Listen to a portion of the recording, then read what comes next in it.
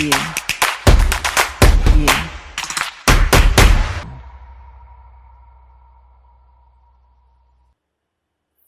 Hello guys, അപ്പോൾ എല്ലാവരും കാത്തിരുന്ന HRX എക്സ്ട്രോപ്പ് 9Gൻ്റെ റിവ്യൂ ആയിട്ട് ഞാനിപ്പോൾ എത്തിയിരിക്കുകയാണ്. എല്ലാവരും ഇതിൻ്റെ അൺബോക്സിംഗ് വീഡിയോ കണ്ടു എന്ന് ഞാൻ പ്രതീക്ഷിക്കുന്നു. അപ്പോൾ ഇതിൻ്റെ കീ സ്പെക്സ് ജസ്റ്റ് ഒന്ന് പറഞ്ഞതിന് ശേഷം ഇതിൻ്റെ ഡീറ്റെയിൽഡ് റിവ്യൂയിലേക്ക് നമുക്ക് പോവാം. അപ്പോൾ കീ സ്പെക്സ് എന്ന് പറയുന്നത് ബ്ലൂടൂത്ത് 5.0, വയർലെസ് റേഞ്ച് എന്ന് പറയുന്നത് 10 മീറ്റർ. പിന്നീട് ഇതൊരു ടച്ച് ടെക്നോളജി ഉണ്ട് ഇതിൻ്റെ അകത്ത്, അതായത് നമ്മൾ ഫിസിക്കൽ ബട്ടൺസ് അല്ല, കംപ്ലീറ്റ് ടച്ചാണിത്. പിന്നെ ഗൂഗിൾ അസിസ്റ്റൻറ്റും സിറിയും സപ്പോർട്ട് ചെയ്യുന്നുണ്ട്. പിന്നെ വാട്ടർ റെസിസ്റ്റൻ്റ് ആണ്, IP-X7 റേറ്റിംഗ് ഉള്ള വാട്ടർ റെസിസ്റ്റൻസ് ആണ്. പിന്നെ ബാറ്ററി ബാക്കപ്പിനെ പറ്റി പറയുകയാണെന്നുണ്ടെങ്കിൽ 6 hours കണ്ടിന്യൂസ് പ്ലേ ബാക്ക് നമുക്ക് ഇയർബഡ്സിന് കിട്ടും. പിന്നീട് അതിൻ്റെ ബോക്സിൽ ഒരു 21 hours ബോക്സ് വെച്ചിട്ട് നമുക്ക് ചാർജ് ചെയ്യാം, അതായത് ചാർജിങ് കേസ് വെച്ചിട്ട് ചാർജ് ചെയ്യാം. പിന്നീട് നമ്മുടെ ചാർജിങ് കേസ് ചാർജ് ചെയ്യാൻ എടുക്കുന്ന ടൈം എന്ന് പറയുന്നത് ഒരു 2 hours ആണ്. പിന്നെ എല്ലാവരുടെയും ശ്രദ്ധയിൽപ്പെടാനായിട്ടൊരു കാര്യമുണ്ട്, അതായത് ഞാൻ വാങ്ങിയത് ബ്ലൂ കളർ ഹെഡ്ഫോൺ ആണ് വാങ്ങിയത്. അപ്പോൾ ഞാൻ ഇതിൻ്റെ പിക്ചർ കണ്ടപ്പോൾ അതിൻ്റെ അകത്ത് HRXൻ്റെ ലോഗോ യെല്ലോ കളറായിരുന്നു, പക്ഷേ കയ്യിൽ കിട്ടിയ സാധനത്തിന് ഓറഞ്ച് ഷെയ്ഡാണ്. അപ്പോൾ അത് ഒരിക്കലും ഇപ്പോൾ യെല്ലോ കളർ കണ്ട് അട്രാക്റ്റഡ് ആയിട്ട് എടുക്കുന്ന ആൾക്കാർ ശ്രദ്ധിക്കുക, ഓറഞ്ച് ആണ് അതിൻ്റെ പ്രോപ്പർ കളർ എന്ന് പറയുന്നത്. പിന്നീട് ബ്ലാക്ക് ഹെഡ്ഫോണിന് ഏത് കളറാണെന്ന് എനിക്കറിയില്ല. പിക്ചറിൽ എനിക്ക് തോന്നുന്നൊരു അറൗണ്ട് ഒരു ഓറഞ്ച് ടൈപ്പ് ഷെയ്ഡാണ് ഈ പറഞ്ഞ ബ്ലാക്ക് ഇയർഫോൺസിൽ അവർ ആഡിൽ കൊടുത്തേക്കുന്നത്. എന്തായാലും നമുക്ക് നമ്മുടെ റിവ്യൂയിലേക്ക് പോവാം. ആദ്യം തന്നെ നമുക്ക് കണക്ടിവിറ്റി വെച്ചിട്ട് സ്റ്റാർട്ട് ചെയ്യാം.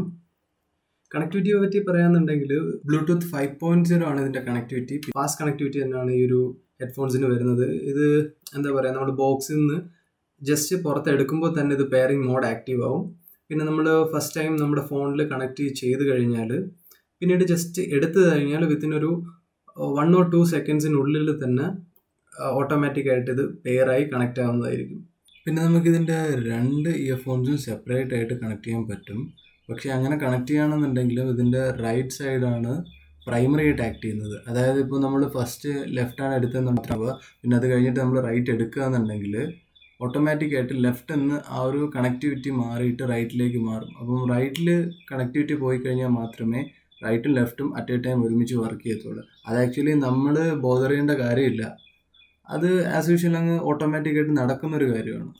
പിന്നീട് ഇതിൻ്റെ അകത്ത് ക്വാൾകോമിൻ്റെ ചിപ്സെറ്റ് ആണ് വരുന്നത്. അതുകൊണ്ട് നമ്മൾ ഫോണിൽ പെയർ ആയി കഴിഞ്ഞ് കഴിഞ്ഞാൽ അല്ലെങ്കിൽ കണക്റ്റ് ആയി കഴിഞ്ഞ് കഴിഞ്ഞാൽ ക്വാൾകോമിൻ്റെ ഒരു നോട്ടിഫിക്കേഷൻ ഫോണിൻ്റെ താഴെയായിട്ട്, അതായത് സ്ക്രീനിൻ്റെ ഏറ്റവും താഴെയായിട്ട് നമുക്ക് കാണാൻ കഴിയുന്നതായിരിക്കും. പിന്നെ എന്തായാലും കണക്ടിവിറ്റി പറയുകയാണെന്നുണ്ടെങ്കിൽ പിന്നെ ഒരു കാര്യം പറയാൻ പറ്റുമോ, നമ്മളിപ്പോൾ വയർലെസ് റേഞ്ച് എന്ന് പറയുമ്പോഴത്തേക്കും എന്താ പറയുക, 10 മീറ്റർ ഉണ്ട്. പക്ഷേ ഒരു 8 to 9 മീറ്ററിനുള്ളിലാണ് നമ്മൾ നിൽക്കുന്നതെന്നുണ്ടെങ്കിൽ ഓഡിയോ കേൾക്കുന്ന സമയത്ത് ചെറിയൊരു ബ്രേക്കും കാര്യങ്ങളൊക്കെ വരും. പിന്നെ ഒരു 7 മീറ്റർ വരെ പ്രോപ്പറാണ്, ഒരു പ്രശ്നമില്ലാണ്ട് ക്രിസ്റ്റൽ ക്ലിയർ ആയിട്ട് പെർഫെക്റ്റ് ആയിട്ട് സാധനം യൂസ് ചെയ്യാൻ കഴിയുന്നതായിരിക്കും. പിന്നെ 10 മീറ്ററൊക്കെ ആകുമ്പോഴത്തേക്ക് അത് നമ്മുടെ ലക്ക് പോലിരിക്കും, ജസ്റ്റ് കണക്റ്റ് ആയില്ലെങ്കിൽ ഇല്ല, ആ ഒരു കേസാണ്. കണക്ടിവിറ്റിയുടെ കാര്യം പറഞ്ഞപ്പോൾ ഞാൻ പറയാൻ മിസ് ചെയ്തൊരു കാര്യമുണ്ട്. അതെന്താണെന്ന് വെച്ച് കഴിഞ്ഞാൽ എനിക്ക് കഴിഞ്ഞ തവണ ഞാൻ ഈ ഒരു അൺബോക്സിങ് വീഡിയോ ഇട്ടപ്പോൾ എനിക്കൊരു കമൻറ്റ് വന്നതാണ്, please explain about audio latency എന്ന് പറഞ്ഞിട്ട്. അപ്പോൾ അതെന്താണെന്ന് ജസ്റ്റ് ഞാനൊന്ന് പറയാം. ഓഡിയോ ലേറ്റൻസി എന്ന് വെച്ച് കഴിഞ്ഞാൽ ഏതൊരു ഹെഡ്ഫോൺ, വയർലെസ് ആയിട്ടുള്ള ഏതൊരു ഹെഡ്ഫോണോ ഇയർഫോണോ എന്ത് സാധനം, അല്ലെങ്കിൽ വയർലെസ്ലി കണക്റ്റ് ആവുന്ന എന്ത് ഡിവൈസസ് എടുത്തു കഴിഞ്ഞാലും അതിനുള്ള ഒരു കാര്യമാണ് ഓഡിയോ. ഇത് ഹെഡ്ഫോൺ ആയതുകൊണ്ട് ഓഡിയോ ലേറ്റൻസി. അതെന്താണെന്ന് വെച്ച് കഴിഞ്ഞാൽ ജസ്റ്റ് ഒരു കമ്മ്യൂണിക്കേഷൻ ടൈമാണ്. അതായത് നമ്മുടെ ഫോണിൽ നിന്നൊരു സിഗ്നൽ സെൻഡ് ചെയ്ത് കഴിഞ്ഞാൽ ഹെഡ്ഫോണിലേക്ക് എത്തുക, ഹെഡ്ഫോണിൽ അത് റിസീവ് ചെയ്തതിന് ശേഷം തിരിച്ചൊരു റെസ്പോൺസ് കൊടുക്കുക, ആ ഒരു ടൈമിനെയാണ് ഓഡിയോ ലേറ്റൻസി എന്ന് പറയുന്നത്. അപ്പോൾ ഓഡിയോ ലേറ്റൻസി ഇല്ലാതിരിക്കാനും പറ്റില്ല, എന്നാൽ ഓഡിയോ ലേറ്റൻസി കൂടുകയാണെന്നുണ്ടെങ്കിൽ നമ്മൾ ഈ പറഞ്ഞ ഫോണിൻ്റെ അകത്ത് ഓഡിയോ ലാഗും കാര്യങ്ങളും എല്ലാം ഫീൽ ആവും. അപ്പോൾ അതാണ് ഈ പറഞ്ഞ ഓഡിയോ ലേറ്റൻസി എന്ന് പറയുന്നത്. പിന്നെ നമുക്ക് എന്തായാലും അടുത്തതിലേക്ക് പോകാം, ടച്ച് ടെക്നോളജീനെ പറ്റി പറയാം. അത് ആക്ച്വലി ഇതിനെപ്പറ്റി ഞാൻ കുറച്ച് ഡീറ്റെയിൽ ആയിട്ട് പറയേണ്ട ആവശ്യമുണ്ട്, കാരണം ടച്ച് വെച്ചിട്ട് അധികം ആരും യൂസ് ചെയ്തിട്ടില്ലാത്തതായിരിക്കും.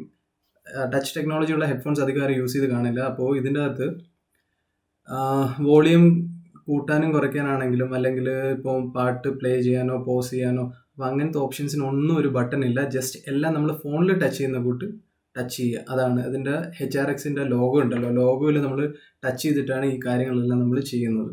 ഒരു ഒരു 3 സെക്കൻഡ് നമ്മൾ ഇതിൽ ഞെക്കി പിടിച്ചുകൊണ്ടിരിക്കുകയാണെന്നുണ്ടെങ്കിൽ ലെഫ്റ്റിലാണെന്നുണ്ടെങ്കിൽ പ്രീവിയസ് സോങ്ങിലേക്ക് പോകും, റൈറ്റിലാണെന്നുണ്ടെങ്കിൽ നെക്സ്റ്റ് സോങ്ങിലേക്ക് പോകും. പിന്നെ ഒരു കാര്യമുണ്ട്, പ്രീവിയസിലേക്ക് പോകുമ്പോൾ നമ്മൾ ആദ്യമേ ഒരു 3 സെക്കൻഡ് പ്രസ് ചെയ്ത് പിടിക്കുമ്പോൾ നമ്മളിപ്പോൾ പ്ലേ ചെയ്തുകൊണ്ടിരിക്കുന്ന സോങ്ങിൻ്റെ ഫസ്റ്റിലാണ് പോകുന്നത്. പിന്നീട് ഒരു തവണയും കൂടി 3 തവണ 3 തവണ ടാപ്പിംഗ് അല്ല, 3 സെക്കൻഡ് പ്രസ് ചെയ്ത് പിടിച്ചുകൊണ്ടിരുന്നു കഴിഞ്ഞാൽ പ്രീവിയസ് സോങ്ങിലേക്ക് പോകും.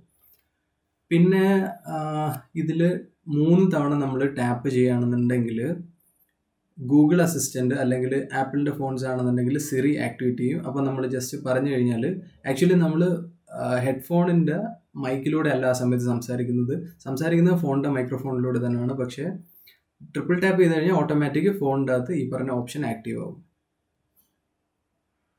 ഈ പവർ ഓഫ് ചെയ്യാനായിട്ട് എങ്ങനെയാണെന്ന് കൺഫ്യൂഷനുള്ള ഒരുപാട് ആൾക്കാരുണ്ടാവും. അത് ജസ്റ്റ് നമ്മൾ ഈ പറഞ്ഞ കൂട്ട് ടച്ച് ചെയ്യുന്ന കൂട്ട് തന്നെ ഒരു 6 സെക്കൻഡ്സ് നമ്മളതിൽ ടച്ച് ചെയ്തുകൊണ്ടിരിക്കുകയാണെന്നുണ്ടെങ്കിൽ പവർ ഓഫ് ആവും. പിന്നെ ഇൻ കേസ് നമ്മൾ ബോക്സിൽ ഇടാണ്ട് പവർ ഓഫ് ചെയ്തിട്ട് പുറത്തെവിടെയെങ്കിലും വെച്ചിരിക്കുകയാണെന്ന് കരുതുക, എന്നിട്ട് എടുത്ത് കണക്ട് ചെയ്യണമെന്നുണ്ടെങ്കിൽ വീണ്ടും ബോക്സിലിട്ട് എടുത്ത് ഓഫ് ഓൺ ചെയ്യേണ്ട ആവശ്യമൊന്നുമില്ല. ജസ്റ്റ് ഒരു 2 സെക്കൻഡ്സ് പ്രസ് ചെയ്തുകൊണ്ട് ഇരിക്കുമ്പോൾ തന്നെ അതിൻ്റെ അകത്ത് പെയറിംഗ് മോഡിൽ സ്വിച്ച് ഓൺ ആവുന്നതാണ്.